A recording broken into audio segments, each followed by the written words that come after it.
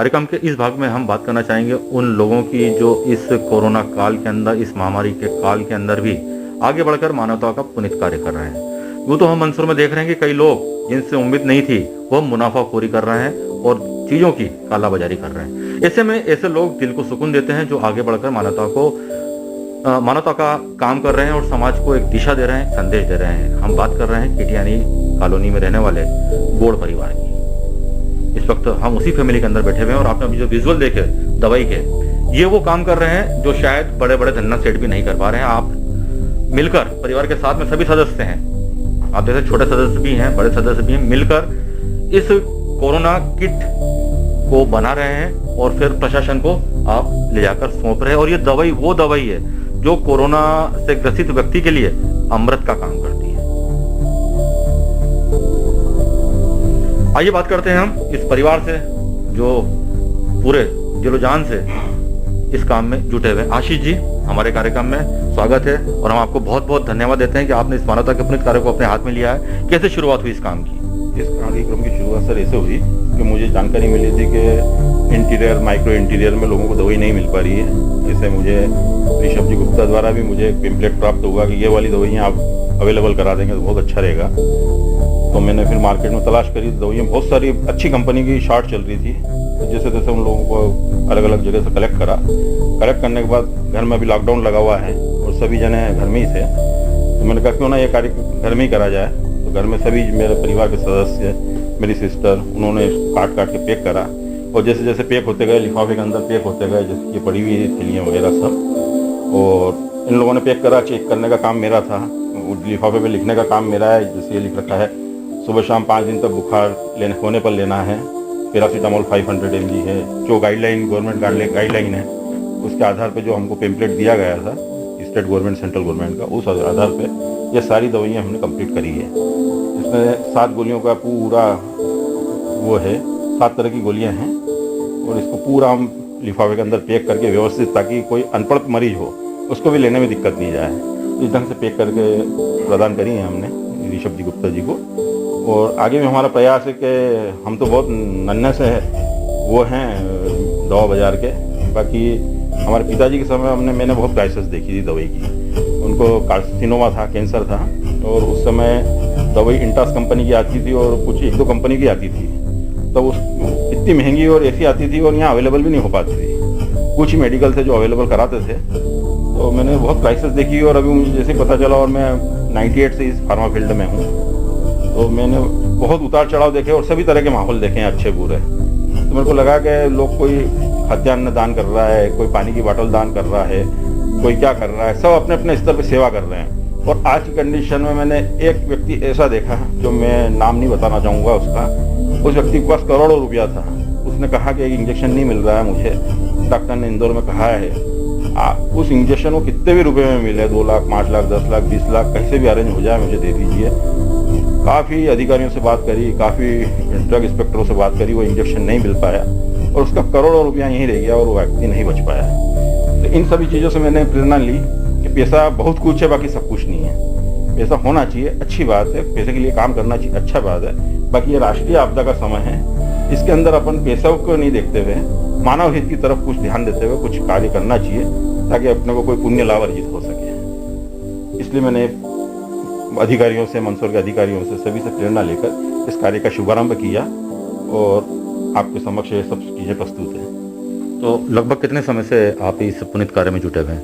ये सन मेरे को 4-5 दिन पहले बताया था, तो तब से उन्होंने मेरे को जो बताया था, व्हाट्सअप आया था उनका, ये मेडिसिन चाहिए हमको और आप बना के किट दे देंगे तो बहुत अच्छा रहेगा, और आप जब जितनी किट देंगे उतनी कम पड़ेगी। तो मैंने कहा सर मेरी उसके अनुसार मैं मैक्सिमम देने की कोशिश करूँगा, और मैंने देने की कोशिश करी। उसके बाद बहुत सारे सामाजिक संगठन हैं, 1-2 जने और भी हैं, मैं किस पोस्ट पे क्या है ये तो नहीं जानता, अंकित जी, सोनी वगैरह है, और कुछ पार्टी के भी कार्यकर्ता हैं।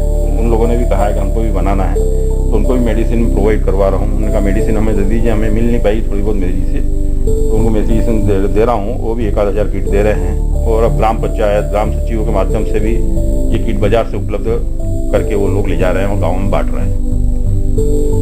कहते हैं कि हर कामयाब इंसान के पीछे एक स्त्री का हाथ होता है।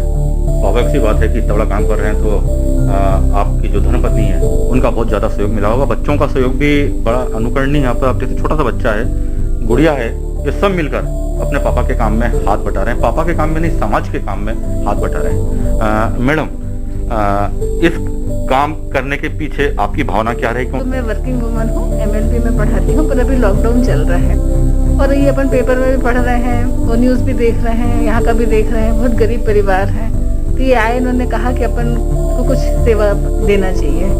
जो गरीब हैं, किसी का भी भला होता है, जितने भी किट हम बना सकते हैं जो उसको भी अवेलेबल हो जाए, पहुँच जाए, कोई बच जाता है तो अच्छा रहेगा। तो फिर मैंने कहा चलिए लॉकडाउन है, हम सब फ्री हैं, हम करेंगे ये काम। तो फिर हमने घर में बनाने का ये संकल्प लिया और पैकिंग करना शुरू की। तो इसके लिए आपको कोई अलग से समय निकालना पड़ा कि आपका जो नियमित समय था उसी में आपने एडजस्ट करा इसको?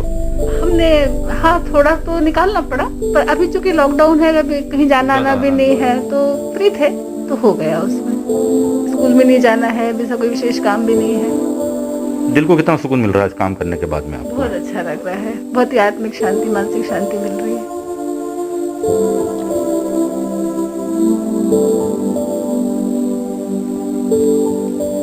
इस घर की बिटिया अनुष्का बैठे हैं आप भी, जो अपने पापा के काम में मदद कर रहे हैं। अनुष्का, आपने इस काम की शुरुआत करी, कहाँ से शुरुआत हुई और आज आपको क्या फील हो रहा है? पापा आए थे वही घर पर, फिर पापा ने बताया कि ऐसा ऐसा अपने को सबकी हेल्प करना है। तो बस मतलब सब पापा ने बोलते थे कि ये दवाइयाँ हैं, सब पैक करना है और गरीबों तक जब सब ज़रूरत जिनको चाहिए सबको पहुंचाना है। और वही पैक करते रहे और सबको पहुंचाने की यही हमारी इच्छा है और बहुत अच्छा लग रहा है लोगों तक पहुंच। आमतौर पर कहते हैं कि यूथ सिर्फ अपने बारे में सोचता है, यहाँ तो आप पूरे समाज के बारे में सोच रहे हैं, ये कैसे? सबके बारे में ही सोच रहे हैं, क्योंकि ये इतनी खतरनाक इतनी बुरी स्थिति है लोगों की कोरोना के कारण, पैसे नहीं है, तो हम यही चाह रहे हैं सब तक पहुंच जाए। इस घर का सबसे छोटा सदस्य मानस, देख सकते हैं आप, और अभी हमने थोड़ी देर पहले भी देखा कि वो अपने फैमिली के साथ में इन किट को पैक करने में बढ़ चढ़कर हिस्सा ले रहा था। इस काम में बहुत मज़ा आ रहा है। जैसे पापा दवाई लाते थे तो पापा बोलते थे ये दवाई पैक करने में बहुत मज़ा आता है इनका।